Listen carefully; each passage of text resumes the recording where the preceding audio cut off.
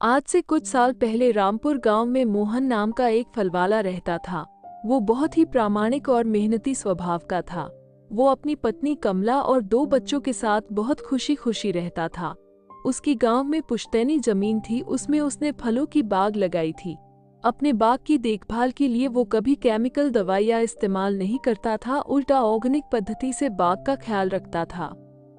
उसकी इसी मेहनत की वजह से उसकी फलों की बाग काफी अच्छी तरह से तैयार हो गई थी और फलों का स्वाद भी मीठा और फ्रेश था।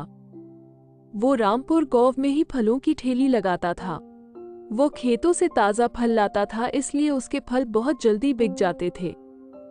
एक दिन उसी गांव में रहने वाले एक सेठ धनीराम जी मोहन के पास आए और बोले, अरे भाई मोहन, तुम्हारे फल तो फटाफट बिक जाते हैं, लेकिन इस गांव में सस्ते फल बेचकर तुम्हें कम बचत होती होगी। मैं गांव से फल लेकर शहर जाकर बेचता हूं तो ज्यादा मुनाफा होता है। तुम भी शहर में जाकर फल क्यों नहीं बेचते? वो तो ठीक है सेठ जी, लेकिन वहां पहुंचते पहुंचते बहुत से फल सड़ जाते होंगे। तो क्या हुआ मोहन? अरे शहर में सब बिक जाता है, कोई नहीं पूछता। उन्हें क्या पता ताजे फलों के बारे में? वहाँ तो सड़े फलों के भी पूरे दाम मिल जाते हैं। मेरी मान, तू भी शहर में अपनी दुकान लगा ले। नहीं सेठ जी, मैं तो यही खुश हूँ। मैं किसी को सड़े फल नहीं खिला सकता। अगले दिन सेठ धनीराम जी शहर वापस चले जाते हैं और मोहन अपने फल बेचने में व्यस्त हो जाता है। 6 महीने बाद मोहन ऐसे ही फलों का ठेला लेके गांव में फल बेच रहा था। फल ले लो, फल ताजे ताजे फल, मीठे मीठे फल ले लो। तभी उसने देखा एक पेड़ के नीचे एक बुढ़िया माई बैठी है। वे काफी कमजोर थी और उनसे ठीक से बैठा भी नहीं जा रहा था। कुछ देर बाद बुढ़िया माई वहीं लेट गई। मोहन उनके पास और बोला, माँ जी, आप ऐसे क्यों लेटे हो? आपकी तबीयत तो ठीक है? बेटा, मेरी तबीयत ठीक नहीं है। मैं बहुत बीमार हूँ। मेरा बेटा बहू शहर गए हैं, मैं यहाँ अकेली रहती हूँ। तबीयत ठीक नहीं होने के कारण खाना नहीं बना पाती।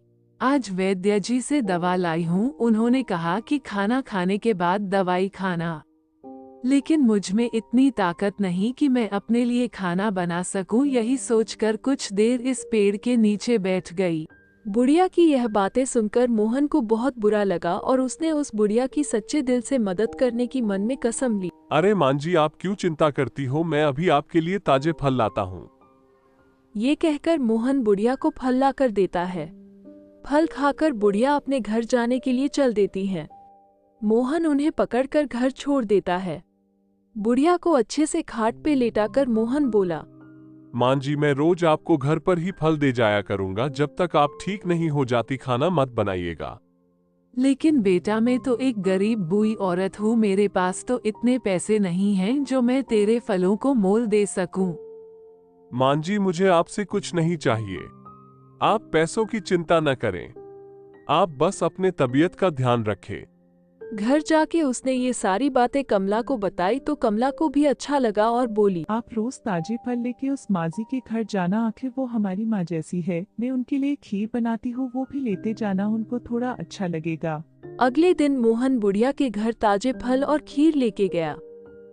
ऐसे ही बिच बिच में मोहन बुढ़िया के घर जाकर उसकी तबीयत का ख्याल रखता था। धीरे धीरे बुढ़िया ठीक हो गई। एक दिन मोहन फल बेच रहा था, तभी उसके पास एक औरत आई और उसने कहा, भैया, मेरे पति बहुत बीमार है। डॉक्टर के कहने पर मैं उन्हें शहर से गांव लाई हूँ। हम सामने वाले घर में रहते हैं। तुम रोज सुबह ताजे फल हमारे घर भिजवा देना। अगले दिन मोहन अपने बाग से तोड़कर ताजे फल उनके घर पहुंच गया। कोई है घर में? बहन जी, फल ले लो, ताजे फल लाया हो। लेकिन उसकी आवाज सुनकर कोई नहीं आया। मोहन ने कई बार आवाज दी, जब कोई नहीं आया तो वो फल लेकर घर के अंदर चला गया। अंदर जाकर उसने देखा एक आदमी बिस्तर पर लेटा था। ये कहकर वो बिस्तर के पास गया। वहां पहुंचकर उसने देखा कि यह तो वही सेठ धनीराम है जिनकी शहर में फलों की बड़ी सी दुकान थी। अरे सेठ जी, आप यहाँ कैसे? आपकी तो शहर में फलों की दुकान थी। भाई मैं अब सेठ नहीं रहा। शहर में मैंने ज्यादा पैसों के लालच में फलों पर केमिकल लगाना शुरू कर दिया। उन फलों को खाकर एक लड़का मर गया। उसके घर वालों ने मेरी दुकान में आग लगा दी। इसी सदमे से मैं बीमार पड़ गया। वहां शहर में कई लोग मेरी तलाश कर रहे हैं। किसी तरह छुपते छुपाते मैं इस गांव में आ गया। तुम्हें कल मेरी पत्नी ने फल देने के लिए कहा होगा, लेकिन मैं यह फल नहीं ले सकता, मेरे पास पैसे नहीं हैं।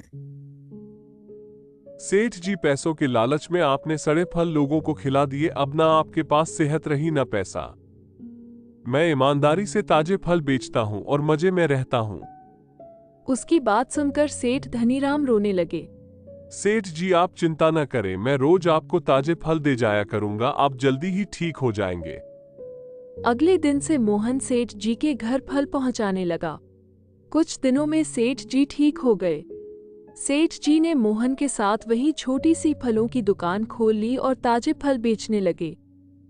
कुछ दिनों बाद मोहन की दुकान पर वही बुढ़िया आई। उनके साथ उनका बेटा भी था।